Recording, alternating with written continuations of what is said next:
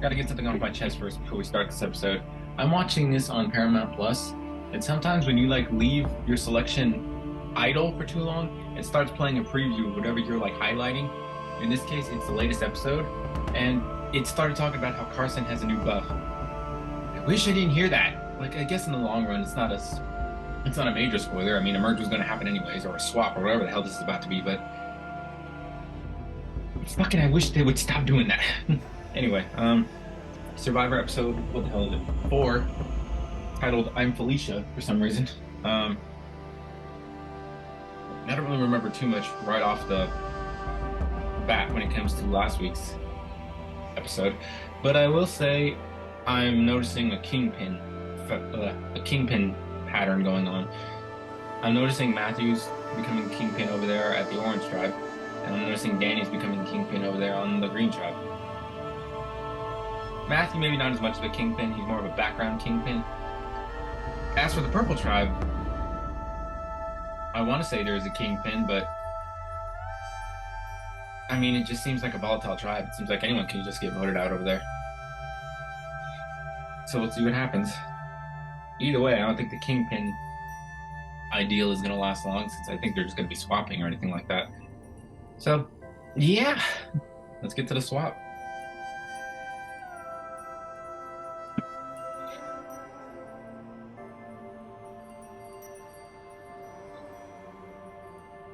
Am I nuts? I mean, I am nuts, but am I nuts about the fake idol thing that I kept saying with Carolyn? I could have sworn that she mixed the two up, because I thought it was like that silver coin that the silver coin thing is the fake idol, and then the beads are the real idol. But Carolyn keeps thinking that it's the beads that's the fake. But like everyone else, the beads is the real thing. And it's like, I keep expecting them to point towards it and like make a joke out of it, but it's like, they're not. Carolyn's game is such a hot mess. I don't even like using the word hot too much, and it's just like, it's such a disaster. The problem is, it's like an oncoming train wreck. You know it's going to be a train wreck, but it's like, the wait for that actual train wreck is worse than just seeing the damn train wreck. Like a Band-Aid, you know what I mean? But it's like it's being slowly pulled off and ripping out all your damn hairs and skin cells at the same time. And it's especially painful for me, because like, I'm a Carolyn fan, so this, I don't know, that's why I always keep second guessing myself. Like, they're not drawing attention to it. Am I just supposed to like notice it? And I'm not looking on like other like websites to see if everyone else is thinking the same thing I'm thinking of, because that just ruins the experience for me. We finally get our first reward challenge of the season. It's just funny, I was just thinking about like back in the day when there was always a million of them, but nowadays I'm lucky to see one, just because, you know, nowadays with the game being so chaotic and the way it's structured, almost Big Brother-ish, you kind of have to focus on that as opposed to every single challenge or reward challenge, because like the game isn't simplified anymore. Okay, so the tribe swap just happened.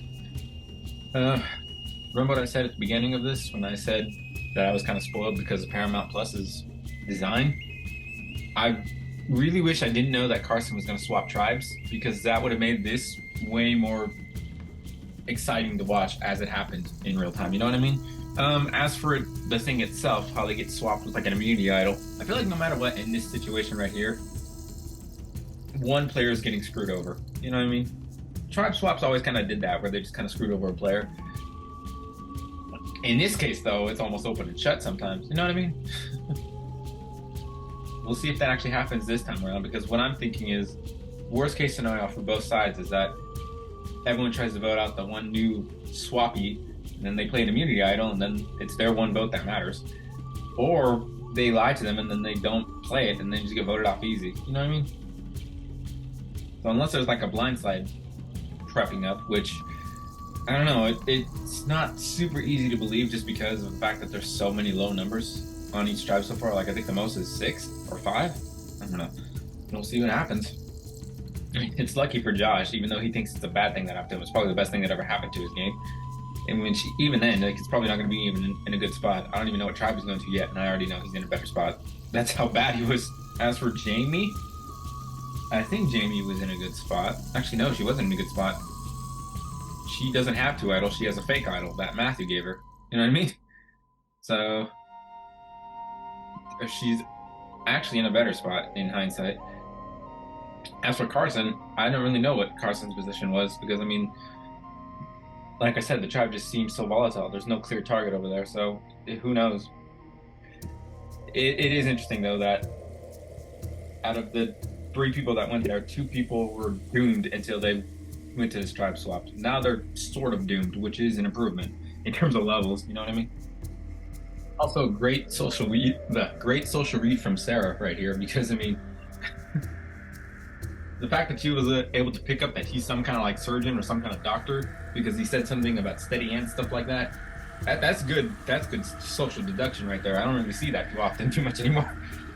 And anytime I do see it, I'm like, damn, that's crazy. You know what I mean? So good on her. Like, I hope she goes far.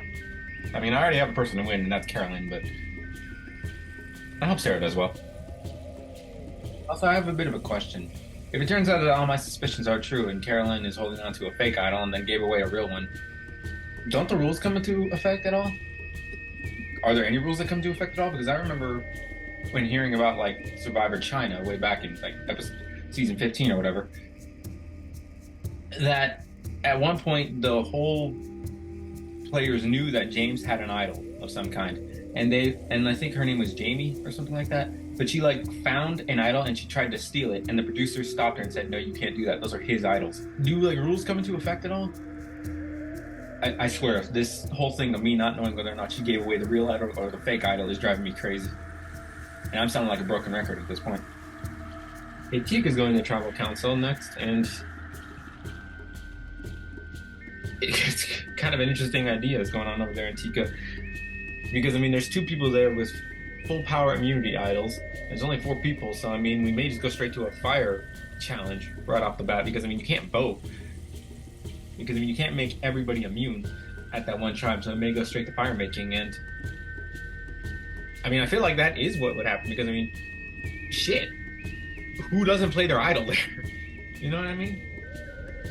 Because, I mean, you got one fake idol running around, you got 2 real idols running around. Yeah, why wouldn't you not play your idol here? And it's gonna be interesting to see what these people talk about, but I feel like just idols should be played. Tribal council's coming up. Doesn't seem like an immediate plan for fire. Josh is throwing out the idea to like play the idol for Carolyn, which I have no idea why he would play for. I have no idea why he would play that idol for anyone but himself.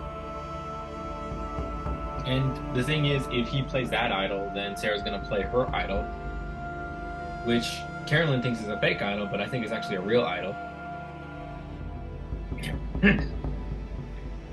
It's one of those times where it's like, I just wanted to hurry up and be over with. So, great blindside on Sarah. I enjoyed watching it.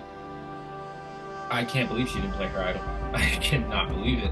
And I really hope she really was, because despite the fact that I might have meant Carolyn's doom, I really wanted to see whether or not she had the real or the fake idol. I can't stop talking about it, and I'm never going to stop talking about it until I get clarification.